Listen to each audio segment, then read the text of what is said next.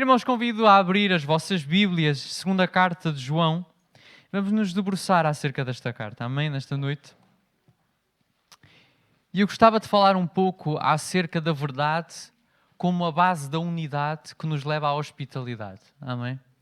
É claro que nós, nos nossos dias de hoje, principalmente na igreja, falamos muito acerca da verdade. Sim, é necessário permanecer na verdade.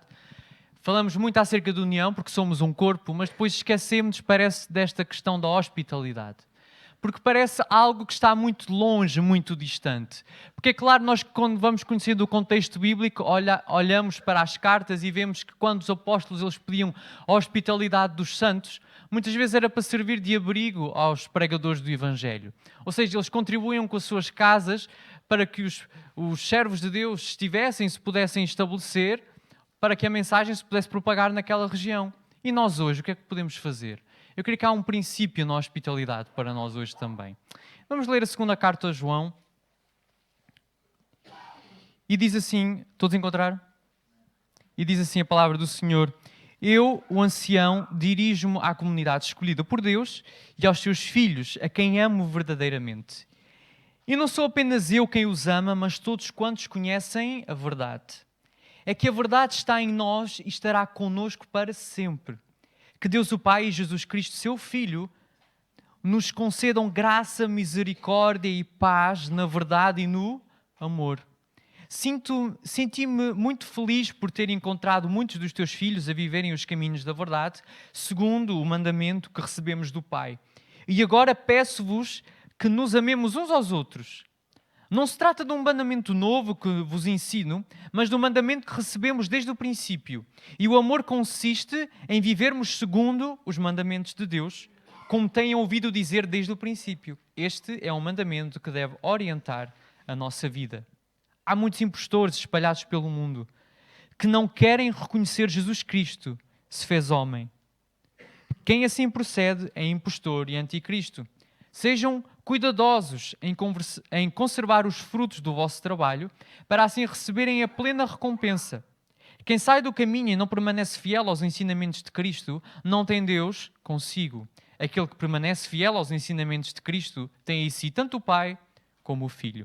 Se alguém vier a ter convosco e não ensinar assim, não o recebam nas vossas casas e nem sequer o saúdem.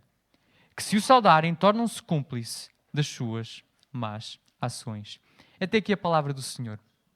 Então, irmãos, aquela igreja ela estava dentro de um contexto. E o apóstolo João ele advertia-os para a questão dos falsos mestres. E estes falsos mestres eles eram defensor de uma filosofia da qual se chamava o gnosticismo. E o que é que isto estava a acontecer? Eles estavam-se a infiltrar dentro das igrejas, e é por isso que ele depois vai mais à frente. Nestes versículos, nós já lá vamos, mas estava a dizer, olha, não recebais tais que pregam estas coisas, que defendem tais coisas. Porquê? Vocês basicamente vão estar a perpetuar aquilo que eles ensinam. Então havia aqui este contexto, havia um contexto de perigo. Ou seja, eles tinham medo, o apóstolo João, ele não queria que os irmãos, que aquela igreja, uma igreja que nós vemos logo pelos primeiros versículos, que era uma igreja domiciliar, reuniam-se em casa, que eles não fossem também perpetuadores dessa má doutrina, do gnosticismo. Então eles infiltravam-se na igreja com falsas filosofias e defendiam o quê? O que é que os gnósticos eles defendiam? Que tudo aquilo que era matéria era mau. Ou seja, tudo aquilo que era carne era mau. Ou seja, só o espírito é que era bom, mas a carne, ela era má. E o que é que isto lhes fazia chegar? Eles chegavam ao ponto de negar a humanidade de Cristo. Ou seja, chegavam ao ponto de negar a inteira divindade de Cristo. Ou seja, para preservá-lo do mal. Ou seja, se a carne em si ela é má e só o espírito é bom, então Cristo nunca poderia ter sido homem. Porque, ou seja, ele ficava conotado para sempre com o mal. Mas nós vemos que, segundo as Escrituras, isso é errado. Cristo foi totalmente homem e totalmente Deus. Ele era totalmente divino, de forma plena. Amém? Mesmo sendo homem. Então o apóstolo João ele estava preocupado com isto. E estes homens que defendiam o gnosticismo e muitos outros falsos mestres, eles alegavam sempre ter um conhecimento superior das Escrituras, mesmo superior a elas. Ou seja, os pensamentos que eles defendiam eram muito superiores àquilo que era defendido e dito nas Escrituras. Então, as ideias do ser humano, elas sobrepunham-se à revelação de Deus. E para eles também, o corpo de Jesus, lá está, não era físico, parecia como de um fantasma ou um espírito. Ou seja, Jesus, só em parte, só durante a sua vida, é que ele foi habitado pelo Espírito, e no batismo e na crucificação ele foi somente um homem. Ou seja, é como se fosse um fantasma durante parte da sua vida, e ele realmente foi homem durante só algumas ocasiões, principalmente quando foi à cruz. Era isto que eles defendiam. Então tínhamos aqui um problema. Mas esta carta, e hoje quero vincar principalmente a questão de permanecer na verdade, porque havia de facto um problema, mas o apóstolo João, ele tinha este cuidado e este desejo, olha, permanecei na verdade, mas é claro, continuai-vos a amar uns aos outros, para que possam produzir essa unidade entre vocês, para que vos torneis fortes, e cuidado, sede hospitaleiros, mas atenção, não é com todos, ok? Porque a verdade, irmãos, ela deve também servir para unir, como para saber separar as águas. E isto é muito importante. Então ele dirige-se, lá está, como nos diz o versículo 1, a um grupo domiciliar. E ele escreve a apelar à igreja local, a advertir a hospitalidade, não seguindo somente os fundamentos da fé, mas uma hospitalidade generosa. E Romanos 12, no versículo 13, diz-nos isto: compartilhai necessidades dos santos, praticai a hospitalidade. Então, se eu creio na verdade, se eu pratico a verdade, esta também deve ser uma da característica nossa. Os cristãos devem praticar a hospitalidade. Amém? É claro, então, mas já não há pregadores assim itinerantes a vir e a pregar o Evangelho, a anunciar. Não, mas acho que podemos fazer uma análise própria, pessoal, com o Senhor e até mesmo como igreja. Como é que nós, com este princípio de hospitalidade, podemos servir o reino de Deus? Como é que eu, com a minha família e com a minha casa, eu posso servir o reino de Deus? E eu creio, irmãos, que se tornarmos o nosso coração sensível ao Espírito Santo, haverá muitas e variadas formas onde nós poderemos servir o reino. Amém? Queremos fazer o reino crescer? Amém, pelo poder do Espírito Santo. Amém? E isso se torna possível. E ele fala aqui nos primeiros versículos, versículo 4, versículo 5 e versículo 6, ele fala-nos acerca dos elementos básicos da fé cristã. E esses são quais? Vamos ler o versículo 4, ele fala: senti-me muito feliz por ter encontrado muitos dos teus filhos a viverem nos caminhos da verdade. Então a verdade é um dos elementos básicos da fé cristã. No versículo 5, ele fala acerca de outra base essencial. Ele diz: e agora peço-vos que nos amemos uns aos outros. Então, para além da verdade, os cristãos devem também amar. Esta é outra base da nossa fé. E depois temos também outro princípio que ele refere aqui no versículo 6. E ele fala assim: e o amor consiste em vivermos segundo os mandamentos de Deus. Ou seja, temos a questão da obediência. Não adianta crer, não adianta amar se eu não obedecer.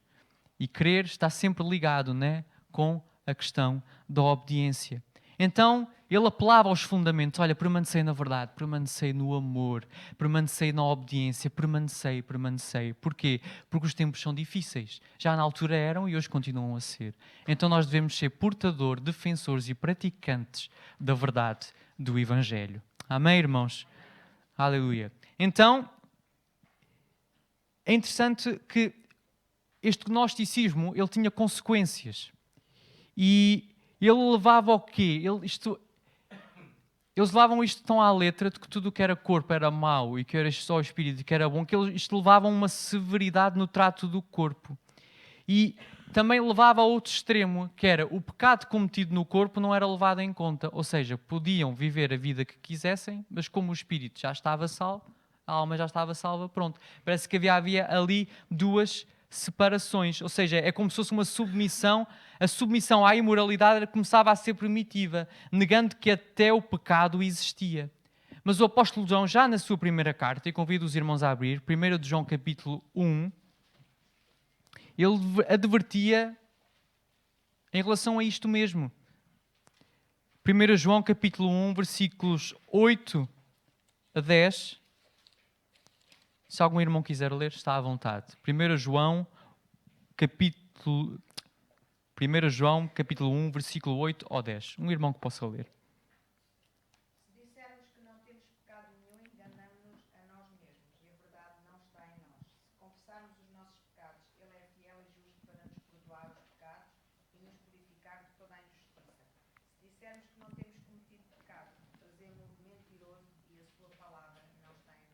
Amém. E depois em 3:4, mais à frente, o apóstolo João diz também: todo aquele que comete pecados desobedece à lei de Deus, porque o pecado é uma desobediência a Deus. Então o pecado continua a existir, o pecado continua a ser uma realidade. É verdade, temos um defensor, que se nós lhe confessarmos os nossos pecados, nós seremos perdoados, mas o pecado continua a ser uma realidade, então nós devemos nos guardar, devemos continuar a permanecer na verdade, não viver para o pecado, mas viver para Deus. Amém? E fazer a sua vontade. Então era isto mesmo que estava a acontecer. Eles negligenciavam a lei de Deus e negavam o pecado que existia. Então a verdade e a obediência, elas são fundamentais. João, em 1 João, ele enfatiza isto mesmo. A necessidade de obedecer às leis de Deus. Definindo o verdadeiro amor é a obediência aos seus mandamentos. Amamos a Deus quando lhe obedecemos. Isto mesmo Jesus dizia, não é? Quereis ser meus amigos? Tudo bem. Sereis meus amigos quando fizerdes aquilo que eu vos mando, aquilo que eu vos digo.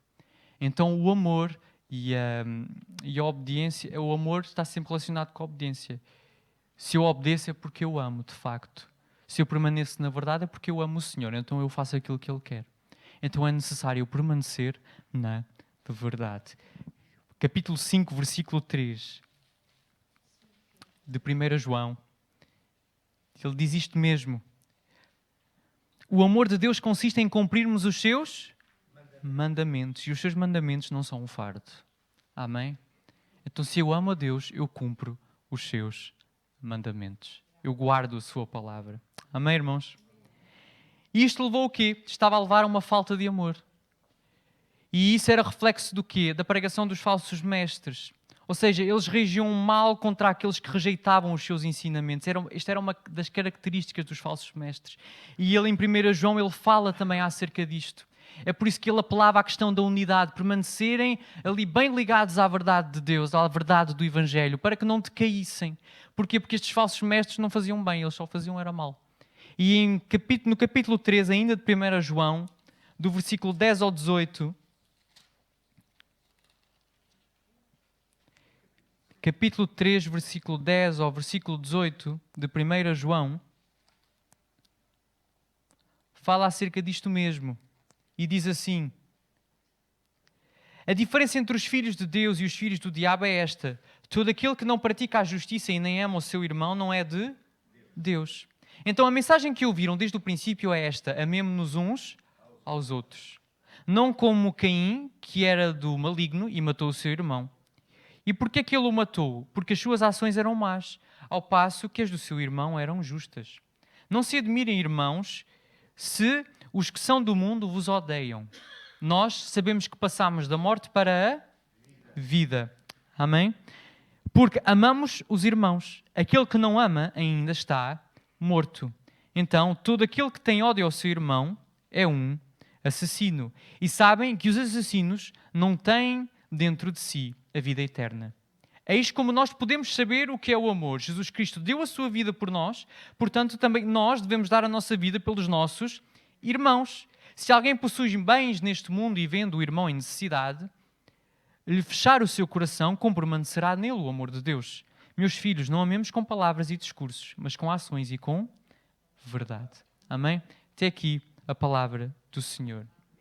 Então há necessidade de obedecer, permanecer, mas acima de tudo, amar o irmão. Se conhecemos a Deus, amamos-lo claro a Ele, mas amamos também os nossos irmãos. Socorremos-los nas necessidades e em tudo aquilo que for necessário. Então, se eu permanecer na verdade, eu vou amar. Então eu vou também receber. E vou trabalhar para o avanço do reino de Deus.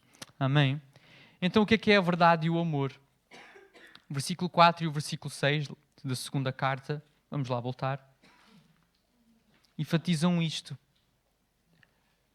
A verdade, ela deve ser a base da hospitalidade cristã. E é interessante que João ele repete este termo 5 vezes nos primeiros 4 versículos.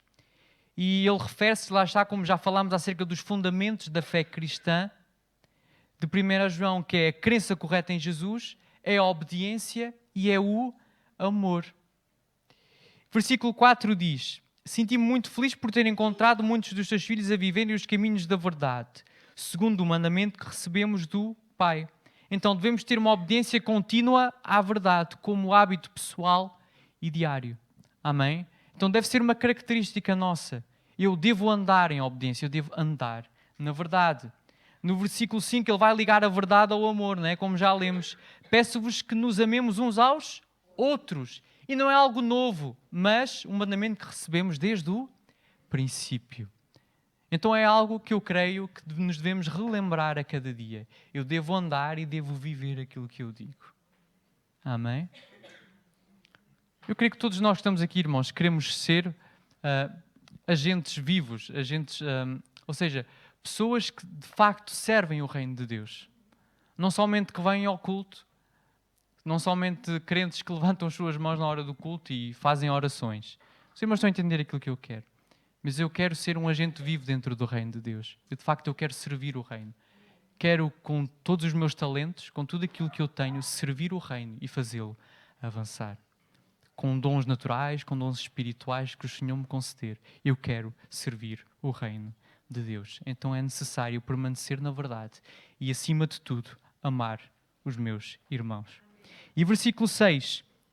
E o amor consiste em vivermos segundo os mandamentos de Deus. Então o amor ele não deve ser um sentimento, mas ele deve ser uma obediência, em primeiro lugar, aos mandamentos de Deus. Os irmãos não precisam de abrir, eu vou ler em 1 João, no capítulo 5, no versículo 2 e 3, ele diz: nós sabemos que amamos os filhos de Deus se amamos a Deus e cumprirmos os seus mandamentos. E o amor de Deus consiste em cumprirmos os seus mandamentos. E os seus mandamentos não são o fardo, porque todo o que nasce de Deus vence o mundo. Amém. Então, eu de facto só posso amar o meu irmão, só posso viver uma vida de amor para com o próximo, se eu de facto eu cumprir os mandamentos de Deus. Ou seja, não há forma de eu amar o meu irmão se eu de facto eu não cumpro e não permaneço na verdade. Não há outra forma de viver. Não há forma de fugir. Senão, basicamente posso dizer, se não funcionarmos desta forma. Então a verdade ela torna-se a condição necessária para a unidade, sendo a base da hospitalidade. E então onde é que nos leva a verdade? A verdade ela produz em nós, como nos diz o versículo 1 e o versículo 2, ela vai produzir em nós comunhão. Amém? Ou seja, aqueles que conhecem a verdade, eles amam. E a verdade traz-nos também bênçãos. E ele diz isto mesmo no versículo 3, que Deus o Pai e Jesus Cristo, seu Filho, nos concedam graça, misericórdia e paz. Nem que, na verdade e no amor. Ou seja, a graça, a misericórdia e a paz são três bênçãos que se encontram dentro da esfera da verdade e do amor. Se eu permaneço nestas, eu sei que vou ser abençoado com graça, com misericórdia e com paz. Todos nós queremos isto, amém? Mas cabe-me a mim permanecer com a força e o poder que o Espírito Santo nos concede. Então a verdade, irmãos, ela sempre nos conduzirá ao amor. E o versículo 6 diz: e o amor consiste em vivermos segundo os mandamentos de Deus, como têm ouvido dizer desde o princípio. Então eu devo viver uma vida de obediência a Deus. Amém, irmãos? Então a verdade ela passa a ser a base da união, como também da separação. Se a verdade me ajuda a permanecer com os meus irmãos, a verdade ela passa também a ser fulcral para eu me saber dividir e diferenciar daqueles que pregam falsos ensinos. É como se fosse, não sei se posso usar este exemplo de um prumo, né? Que alinha ali as coisas, ou seja, a verdade ela deve servir para nós vermos ali, espera aí que a balança está a pesar mais para um lado do que para o outro. Eu tenho de ver onde é que eu me tenho de colocar. Ou seja, se está dentro da verdade, ok, eu estou bem, mas se não está, às vezes terá de haver uma separação.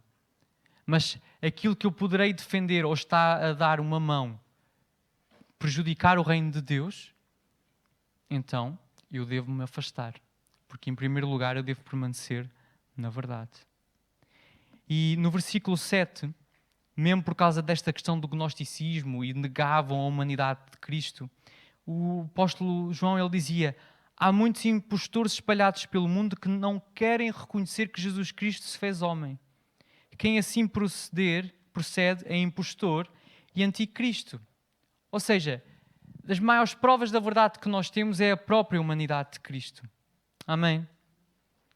Essa é a maior prova que nós podemos ter da verdade. É a própria humanidade do nosso Senhor Jesus Cristo. Sendo homem e sendo Deus, Ele venceu o pecado, venceu a morte, triunfou e hoje reina junto do Pai e um dia Ele voltará. Não temos maior prova de que a sua própria vida. E então ele começa a estabelecer, não é, estes limites à hospitalidade também. Por um lado ele dizia, olha, amai-vos uns aos outros, recebei, permanecei. Ele também diz, mas olha, atenção, cuidado. E ele passa a advertir os cristãos a estarem alerta contra o erro, por meio de um conhecimento íntimo da verdade. Porque de facto Jesus foi totalmente divino e humano para o cumprimento total dos propósitos da redenção. 1 João 2,19 diz assim: eles saíram do meio de nós, mas não eram dos nossos. Se fossem dos nossos, teriam ficado conosco, mas era preciso que ficasse claro que nem todos são dos nossos. Ou seja, nem tudo, muitas vezes aquilo que parece ser, o é. Até pode ser parecido, mas não é igual. E às vezes temos de aceitar mesmo esta realidade. E devemos, eu não estou a dizer ser frios ou um pouco calculistas, mas de facto, se eu estou comprometido com a verdade, é com o meu Senhor que eu me comprometo primeiramente. Às vezes parece que andamos, eu uso aquela expressão engonhar, não é? Parece que, deixa estar, não faz mal nenhum. Mas depois vamos a ver, passado uns tempos, há coisas que se infiltram e acabam por estragar mesmo a união na igreja, acabam por estragar, num certo sentido, aquilo em que nós acreditamos, porque começamos a dar espaço a coisas que não fazem sentido algum. Então é necessário isto. Às vezes terá de haver separações, sim, mas se forem da vontade de Deus é porque é bom. Então 1 João 2,19 ele diz isto mesmo, ou seja, os que genuinamente nasceram de novo permanecem na fé, na comunhão e na verdade. Se aqueles que saíram, porquê? Porque não eram de nós. Porquê? Porque de facto não possuíam a mesma fé, não possuíam o mesmo amor. Ou seja, eles não poderiam nunca permanecer na mesma comunhão que os santos têm e permanecem. E versículo 8 e versículo 9 falam-nos também acerca de um galardão. E ele dá-lhes este conselho: sejam cuidadosos em conservar os frutos do vosso trabalho, para assim receberem a plena recompensa. Quem sai do caminho e não permanece fiel aos ensinamentos de Cristo não tem Deus consigo. E aquele que permanece fiel aos ensinamentos de Cristo tem em si tanto o Pai como o Filho. Quem é que depois de um dia de trabalho ou de um mês de trabalho gosta de perder o seu galardão, gosta de perder o seu salário? Ninguém, não é? Ninguém gosta de, no final, principalmente, eu lembro-me da minha mãe, limpava a casa toda, mas depois chegavam os filhos, era uma desgraça, não é? Ou um professor na escola, tem tudo organizadinho, chegam os alunos e dão cabo do plano todo diário para as crianças. E é complicado perder o galardão. E se calhar muitas vezes vamos perder muito do nosso esforço, principalmente na questão quando queremos discipular alguém. Por vezes pode se tornar difícil, parece que todo aquele esforço foi em vão e não vale a pena. Mas eu creio que o Senhor conhece e sabe tudo e sempre receberemos uma boa recompensa. Mas a recompensa que eu quero esperar não é nesta terra, mas é lá, na eternidade. E de facto, irmãos, quando vivemos com a certeza de que já recebemos tudo, tudo se torna muito mais fácil. Porque de facto, a salvação da nossa alma é o bem mais precioso que nós podemos possuir. E ter este conhecimento do amor de Cristo por nós dá-nos uma certeza inabalável. E depois ainda ter a percepção que temos o Espírito que nos capacita e nos faz avançar. Irmãos, o que é que nós precisamos mais? Ele prometeu que estaria connosco a cada dia. Na segunda-feira eu estava a ler a oração de Jesus pelos discípulos, antes de passar por aquele momento terrível que ele passou. E é incrível, não é? Como ele cumpriu a vontade do Pai e mesmo assim pedia ainda por nós. Não só por aqueles, mas por nós hoje que estamos aqui. Ele prometeu que estaria connosco. Não somos já deste mundo, mas permanecemos no mundo com um propósito. Fazer e anunciar, fazer crescer o reino de Deus. Então para isso eu tenho de estar disponível. Mas há condições. Eu necessito de permanecer na verdade. E se eu amo a Deus, eu permaneço na verdade. E eu sei que não posso amar o meu irmão. Eu sei que não posso ser um bom discípulo de Cristo se eu não amar a Deus e aos meus irmãos. Eu posso dizer que amo, mas se não amo a Deus em primeiro lugar, não vale a pena. Mas se eu amar o Senhor, irmãos, tudo é possível. Tudo se torna possível. Então a verdade, ela... Costuma-se dizer, não é verdade nua e crua. Não é? A verdade muitas vezes dói. Quem diz a verdade não merece castigo, é o que se costuma dizer, não é? Na verdade, a verdade tanto pode ser boazinha como pode trazer separação. Então, muitas vezes não conseguimos distinguir a comunhão e devemos sabê-lo fazer. Devemos possuir uma fidelidade constante e temos muita intenção a não estarmos sujeitos a tendências. E isto hoje é muito moda, porque as tendências, aquilo que se ouve, olha, faz desta forma, se calhar até vais conseguir conquistar algo. Olha, se fizesse assim, se calhar até é melhor. Se calhar não é assim tanto que a Bíblia diz, mas se o fizeres até se calhar, olha, outro meio, dás aí uma curva, mas às vezes na curva o comboio ou o carro pode descarrilar e as coisas podem piorar. Então eu devo sair sempre em defesa da verdade, não tendo um falso amor. Ele diz isto mesmo no versículo 10 e 11. Se alguém vier ter convosco e não ensinar assim, não o recebam nas vossas casas e nem sequer o saúdem. E é que se o saudarem, tornam-se cúmplices das suas más ações. Então há um desvínculo total dos que defendem questões que desfazem os princípios básicos e fundamentos da fé. Devemos ajudar somente os que proclamam a verdade na propagação da mesma. E isto nada tem a ver com ajudar alguém em necessidade. Os irmãos estão a entender isto, certo? Não tem a ver com ajudar o próximo, socorrer a necessidade. Mas é estender a mão àqueles que, de facto, desviam e desfazem os princípios básicos e os fundamentos da nossa fé. Devemos estar muito atentos, ser sensíveis à voz do Espírito, para entendermos se, de facto, estamos a fazer a sua vontade. Porque isso é o mais importante para nós. Amém? Versículo 11 faz com que nos tornemos cúmplices do propagar heresias. E eu acho que isto ninguém quer fazer isso. Não é? É claro que hoje não vivemos tanto este contexto, mas eu sei que há coisas que se calhar é melhor nós termos cuidado. E precisamos estar atentos, irmãos. Os dias são difíceis, os dias são maus, mas o nosso Deus, Ele é connosco. Amém? E termos um corpo, temos irmãos do nosso lado, que nos ajudam, que nos fortalecem a cada dia e temos a possibilidade de avançar. Temos a possibilidade de juntos cumprirmos a vontade de Deus. Então a lealdade a Deus e à sua palavra devem caracterizar as nossas ações. Os irmãos concordam? Amém. Então, irmãos, concluindo, o amor e a verdade, elas devem andar inseparáveis, sendo que a verdade deve guiar o exercício do amor, sempre. Efésios 4, capítulo 4, versículo 15. Vamos abrir em Efésios.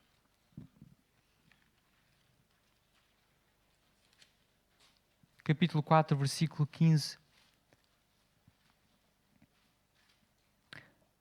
Mas proclamando a verdade com amor, cresceremos em todos os sentidos para Cristo, que é a cabeça.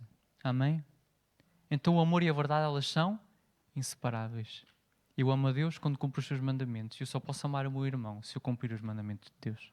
Porquê? Porque isso de facto mostra que eu amo a Deus. Então a verdade determina os limites do amor e da unidade. A verdade, ela deve existir antes que o amor possa unir, pois a verdade, ela sim, irá gerar o amor. E o apóstolo Pedro, em 1 de Pedro, capítulo 1, versículo 22, ele fala acerca disto mesmo. Ele diz assim, no versículo 22, aceitando a verdade, ficaram purificados para amarem sinceramente os irmãos na fé. Tenham, pois, amor uns aos outros de todo o coração, uma vez que nasceram de novo, não de semente corruptível, mas incorruptível, por meio da palavra de Deus, que vive para sempre. Amém. Então, aceitamos a verdade, ficamos purificados para amarmos sinceramente. Amém? Então, ao ser cumprida a verdade, o amor verdadeiro e a unidade são comprometidas. Quando se compromete isto mesmo. E eu não quero ser comprometedor da verdade nem do amor verdadeiro. Eu quero ser portador, sim, da verdade do Evangelho. E o amor deve ser também compartilhado dentro dos limites da liberdade. E isto é muito importante, principalmente nos dias em que estamos a viver. E não implica aceitar todos os que se dizem cristãos, mas o amor deve discernir sempre com o foco naqueles que seguem os fundamentos da fé. Isto é muito importante. Ou seja, a sã doutrina é a base da união e da separação dos que se dizem e dos que verdadeiramente são. Amém, irmãos? Temos um convite para nós hoje, permanecermos na verdade. Somos um corpo? Somos. Queremos viver em união? Amém. Amemos em primeiro lugar a Deus. Sejamos fiéis à sua palavra. E possamos dizer a cada dia, irmãos, Senhor, eis-me aqui. Eu quero ser um instrumento vivo nas tuas mãos. Se o Senhor tem chamado, tem tocado o teu coração para o servires mais, coloca-te à disposição dele. E às vezes, irmãos, parece que às vezes queremos os lugares mais expostos. Porque, de facto, muitas vezes a boca ou os olhos são mais visíveis do que um pé que muitas vezes está escondido. Mas todos eles são necessários. E eu queria voltar a esta questão da hospitalidade, do princípio da hospitalidade.